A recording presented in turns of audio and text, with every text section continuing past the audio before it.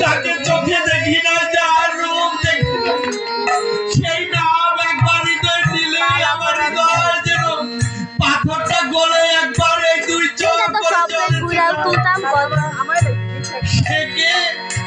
যিনি এত দয়া করে এত কৃপা করে আমার জন্য এই নাম নিয়ে এসেছে। আর এই কলিযুগে যদি আজকে আমরা এই মধুমাখা নাম না পেতাম, তাহলে এইভাবে আসা যাওয়াই হয়তো কলিযুগের একমাত্র সাধন।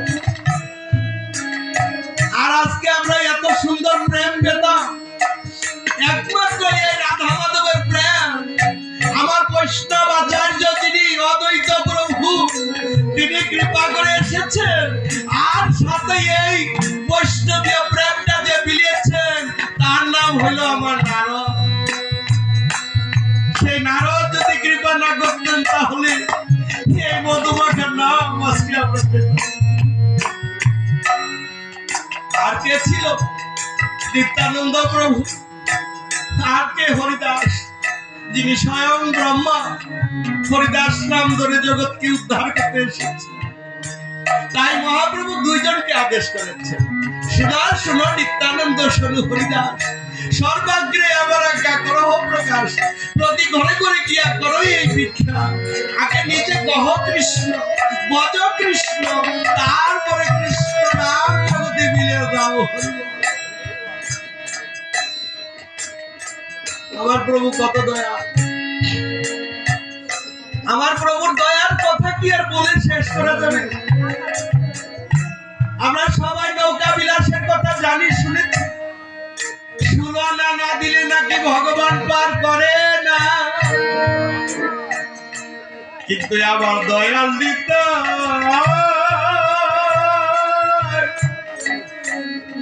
আমার দয়াল দিতা, আমার দয়াল নিতাই কৃপা করে আমাদেরকে এই এমন সুন্দর প্রেমের ব্যবস্থা করে দিয়ে গেছে। জগাই মাদাইকে বলছেন, ওরে জগাই, ওরে মাদাই, দেব তুলে একবার হরিবল। এই বাহু তুলে কি হবে? গোবিন্দের কাছে আত্মসমর্পণ হবে, গৌরার কাছে। আর আত্মসমর্পণের গুণে তোর জীবনের যত মহা পাপ আছে উদ্ধার হবে, যত পাপ আছে উচ্চারণ হয়ে যাবে, আর তুই দেখবি একদিন উদ্ধার হয়ে যাবে।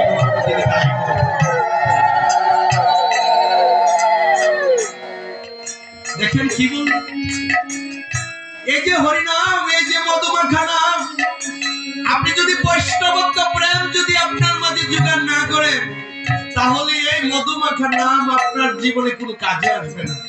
কেননা একমাত্র বৈষ্ণবত্ব প্রেমের মধ্যে এই মধুমাখা নামের একমাত্র প্রেম আছে। আমার নারদ, আমার দ্বাদশ মহাজন, যারা কৃপা করে এই বৈষ্ণবত্ব প্রেমটা এই কলিযুগে বিলিয়ে দিয়ে গেছে। তাই কি বলছেন দেখেন, 3.5 অক্ষরের নামটি যাহা,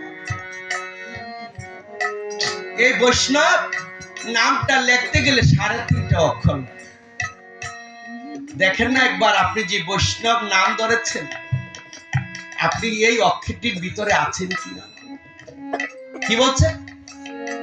বয়ইকারের বই, মূর্ধন্যাস্বরীয় সংযুক্ত, সাথে ব, 3.5 অক্ষর লাগে। বয়ইকারের বই কথাটার মধ্যে বলেছে কি? বিষয়ে বাসনা নাই যা। এবার বিষয়ের বাসনা কার নাই? আছে নি আপনাদের? আছে নাকি নাই? আছে।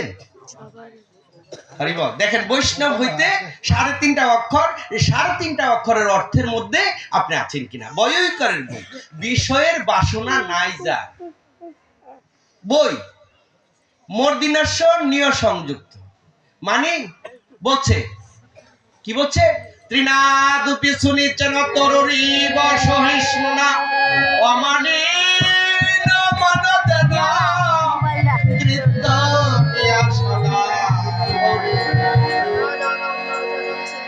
বৈষ্ণব হইতে গেলে তৃণের চেয়েও নিচু হইতে হবে। তৃণ মানে ঘাস।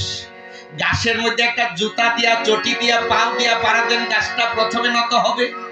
যখন আপনি পাটা সরাইয়ে ফেলবেন, ঘাসটা আবার লাফ দিয়ে উঠবে। তাইলে বৈষ্ণব হওয়া যাবে না। সব সময় গুরু চরণে আপনি কি করতে হবে? বৈষ্ণব চরণে, রাধা মাধবের চরণে একদম মানে তৃণের চেয়েও নিচু হই আপনি পড়ে থাকতে হবে, পড়ে থাকতে হবে। তাইলে দেখবেন আপনার মাঝে রাধা মাধবের কৃপা আস্তে আস্তে, গুরু কৃপা আস্তে আস্তে বর্ষিত হইতে থাকবে, বৈষ্ণব কৃপা আপনার মাঝে বর্ষিত হইতে থাকবে। যেমন বৃক্ষের কথাটা কেন বললেন? সহিষ্ণু না? চৈত্র মাসে রোদে বৃক্ষটা কত হাজার হাজার বছর দাঁড়াইয়া থাকে একটা জঙ্গলের মধ্যে, হ্যাঁ, একটা পাহাড়ের মধ্যে। কিন্তু যখন চৈত্র মাস আসে তখন রোদ্রের তাপে গাছের পাতাগুলি ঝরে যায়। আবার যখন জ্যৈষ্ঠ আষাঢ় মাস আসে তখন ভিজতে ভিজতে শ্যাওলা পড়ে যায়। আবার কেউ ঢাল কেটে নিয়ে তা লাকড়ি বানায় চুলার মধ্যে দেয়। আবার কেউ কেউ গাছটাকে কেটে দিয়ে আবার একটা খাট পালং বানায়। কিন্তু এই গাছটাকে আপনি এত কিছু করলেন, আর আপনাকে গাছটা কি দিয়েছে? একবার দিল লাকড়ি, একবার দিল তার কাঠ, তারপরে কি দিল? আপনাকে অক্সিজেন, তারপরে দিল আপনাকে ছায়া। কত কিছু দিয়েছে। তাহলে আপনি তার কাছে কি করেছেন? তবু একদিন কি গাছ আপনাকে বলেছে যে বাবা তোকে এত কিছু দিলাম, যে অক্সিজেনটা তুমি নিলে বেঁচে থাকো, সবকিছু বাদ দাও, শুধু অক্সিজেনটা যেটা তুমি পাও সেটা আমি তোমাকে দিই, আর আমাকে তুমি এত কষ্ট দিলে? বলেছে কোনোদিন গাছ? বলে নাই। একটা চৈত্র মাসের রোদে আপনি অনেক দূর রাস্তা দিয়ে যাচ্ছেন, যা রোদের তাপে আপনার শরীরটা যেন বিরক্ত হয়ে গেছে। রাস্তাতে যাওয়ার পর একটা গাছের তলে গিয়ে বসলেন। বসবেন কি দিয়ে? আপনি তো বাড়ি থেকে চৌকি পিড়ি নিয়ে যান নাই। বসবেন কিসে? মুড়াও তো, চেয়ারও তো নেন নাই। তো বসবেন কিসে? মাটির মধ্যে বসতে পারবেন? এই জন্য ছোট একটা ঢাল ভাঙ্গা পাশার নিচে দিয়ে তারপরে বসছে। প্রথমেই গাছ বলে আমি তোর লেগে এত কিছু দিলাম, আর তুই আমার ঢালটাই ভেঙে দিলি প্রথম। দেখেছেন? তাইলে বলছে যেই ব্যক্তি মান পাওয়ার যোগ্য নয় তাকে দেখলেই জয় রাধে বলবা, হরে কৃষ্ণ বলবা। বলতে বলতে প্রথমে বকা দিব, তোমার ইস্কারি টিস্কারি করবো, কারোর কাছে গিয়ে গিফট করবো, এরপরে একদিন দেখবা তোমাকে দেখলে জয় রাধের উত্তর। যেদিন তোমার কাছে জয় রাধের উত্তর আবার তোমাকে ফিরাইয়া দিবে জয় রাধে, সেদিন মনে করবা আজকেই আমার বৈষ্ণবত্ব প্রেম শেষ। তাই বলেছে যে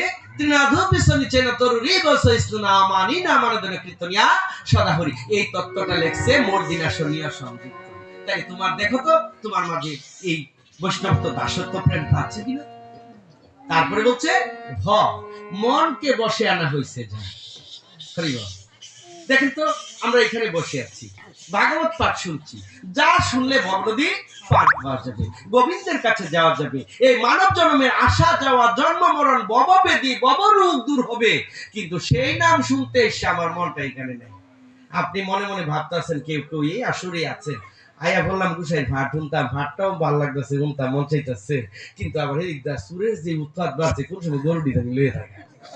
হ্যাঁ, নতুন ভূতের গোড়া গড় দিয়েছি, হ্যাঁ, আবিদারা নতুন হইছে, এটা ফারবো বাচ্চারা রাখতো, হ্যাঁ, কোন জামালের লেখা। আবার এমনও কেউ আছে যারা স্বামী দিয়ে আসামি, স্বামী কিন্তু স্বামী যদি ভক্তি যুগের হয়, আর যদি ভক্তি যুগের না হয় তার নাম হয় আসামি। ওই আসামি বলে এখন বাড়ি যদি যায়, হ্যাঁ দরকার গেলে উত্তম মধ্যম কত দিব, হ্যাঁ, ঘরের মধ্যে জামাই তুই কোন জামাই দর্শন করতে যাস, হ্যাঁ, ঘরের মধ্যে থাকে হরে কৃষ্ণ কম যায় না। দেখছেন মন কি বসে আনা হলো, ওই যাইতেছে ঘর ভাড়া দিতে। দেখছেন নি এইসব লুকুই দিলা, দেখছেন নি মন কি ঠিক আছে? তাই এই জন্য বলছে মনকে বসে আনা হয়েছে যা। এই তিনটা কথার মধ্যে নিজকে একবার প্রকাশ করে দেখুন তো, আপনি মিলাইয়া দেখেন যে আমি যে বৈষ্ণব নামটা ধরেছি এগুলির মধ্যে আমার লক্ষণগুলি আছে কি। আচ্ছা, তারপরে আবার বলছে বৈষ্ণবের থাকবে 5টা সাজ। বৈষ্ণবের কি থাকবে? 5 রকমের শ্বাস থাকবে, সকাল থেকে রাত্র পর্যন্ত। মানে মৃত্যু জন্মের পর থেকে যেদিন বুঝতে শিখে মৃত্যুর আগ মুহূর্ত পর্যন্ত তার দেহে 5 রকমের সাজে বৈষ্ণব সেজে থাকবে। বৈষ্ণবের সাজগুলি কি কি? 1 নম্বরে ঊর্ধ্বপুণ্ড তিলকম। ঊর্ধ্বপুণ্ড তিলক সবসময় বৈষ্ণবের কপালে শোভা পাবে।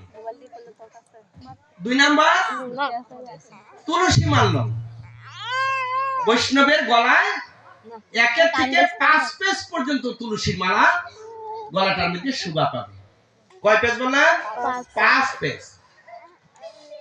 কেউ কেউ আছে কিন্তু তুলসীর মালা 1 পেজই দিতে চায় না, যদিও দেয় বড় করে শাড়ির নিচে দিয়ে রাখে, যেন কেউ যদি না দেখে, দেখলে লজ্জা হবে। হরি বল। কিন্তু আপনার মালাটা কিন্তু 1 পেজ দেন, তাতে আপত্তি নেই, কিন্তু কণ্ঠমূলে দিতে হবে। সেটা যদি আপনি শার্টের নিচে দিয়ে দেন তাইলে কিন্তু এটা হবে না, শাস্ত্রীয় বিধানে এমনটা লেখা নেই। আপনার মালাটা কণ্ঠমূলে দিতে হবে। এবং যদি 1 পেজ দেন, যেমন একটা স্বর্ণের মালা, যদি খুব চিকন করে একটা বানান 1 পেজ দেন, আর এই মালাটাই যদি 5টা পেজ দিয়ে গলায় ভরে দেন, আমার মায়েরা বোনেরা একটা কণ্ঠশিক্ষা কি জানি দেয়, পুরাটা গলা দেয়, কেউ দেখে কি কইটার নাম? কণ্ঠশিক্ষা নেকলেস না কি তুমি জানো নি? হরি বল। তো নিতাই গৌর হরি বল। তাইলে দেখেন তো, যেটা 4-5 গড়ি দিয়ে গলাটার মধ্যে দিছে, এইটা কেমন সুন্দর লাগে। আর যখন এক ছোট একটা চিকুন দেখা যায় না, না যায়, এমনটা দিছে। দুইটার মধ্যে সুন্দর কোনটা? যেটা হ্যাঁ বড় 4-5 গড়িটা দিছে, যেটা এটা সুন্দর লাগতেছে না। এই জন্য ভগবানও বলছে, যেমন কারোর গলায় যদি স্বর্ণের মালা থাকে, অসৎ ব্যক্তি চোর যেমন তার গলায় বারবার টাকায়, গলা ভরে যে তুলসীর মালা দিয়েছে, আমার অনাদির আদি গোবিন্দ তার দিকে বারবার তাকায়।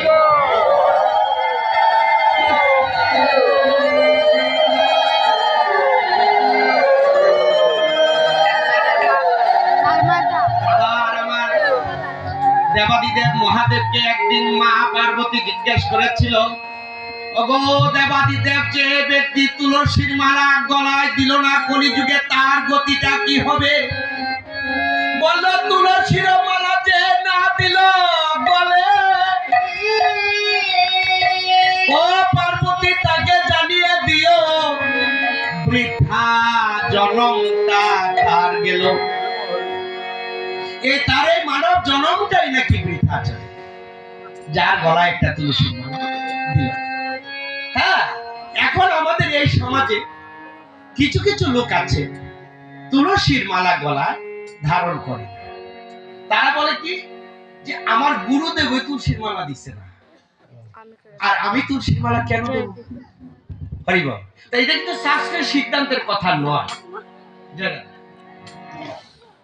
বসে কি কই আসতে কই আইছো কি মেলার মধ্যে পলাশ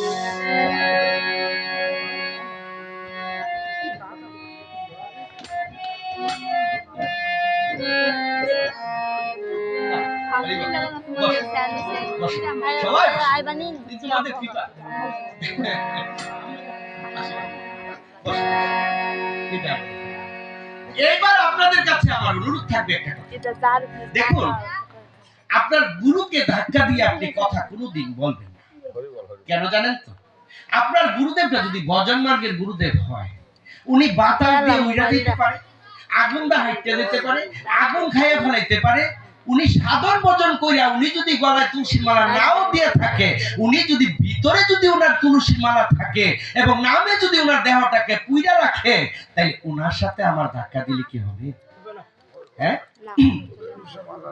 তাই যদি বলি গুরুদেব তুলসী মালা দিছে না, তিলক করছে না, আমিও করব না, এটা কি হবে? আপনি কি হইতে পারছেন আপনার গুরুদেবের মতো? যেমন মনমোহন দত্ত, কি বাবা, উনি বড় মাপের একজন সাধক, ঠিক না? উনার কিন্তু তুলসী মালা গলার মধ্যে আমরা দেখতে পাই না। দেখতে পান না কি কারণ? কিন্তু তাই বলে কি উনি সাধক কম হইছে? কিন্তু উনার মতন কি আমি যদি বলি যে আমি কাজল কৃষ্ণ ব্রজবাসী গোস্বামী, আমারও তুলসীমালা দেওয়ার লাগতো না এই পৃথিবীতে, তাইলে তো মহাপ্রভুই দিতেন না।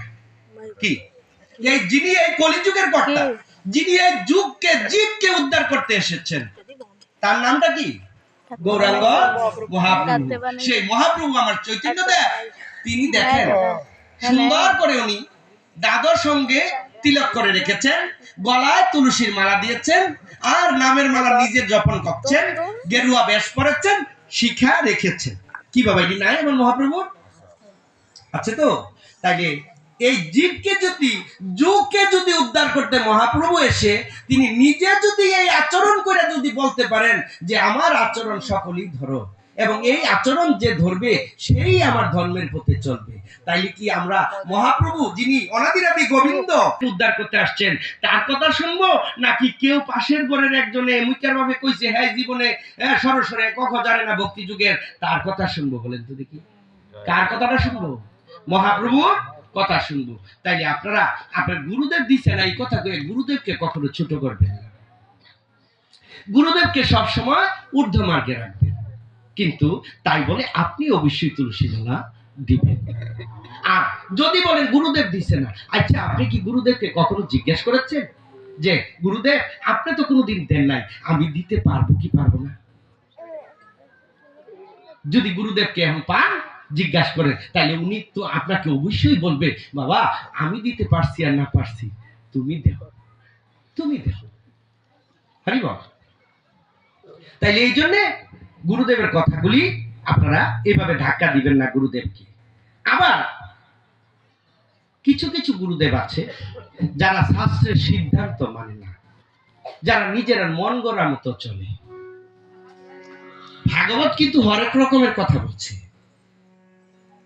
বলছে কি গুরুদেব ধরার আগে তুমি একবার যাচাই বাছাই করে নিও যে তিনি কৃষ্ণ ভজনমুখী গুরুদেব কিনা।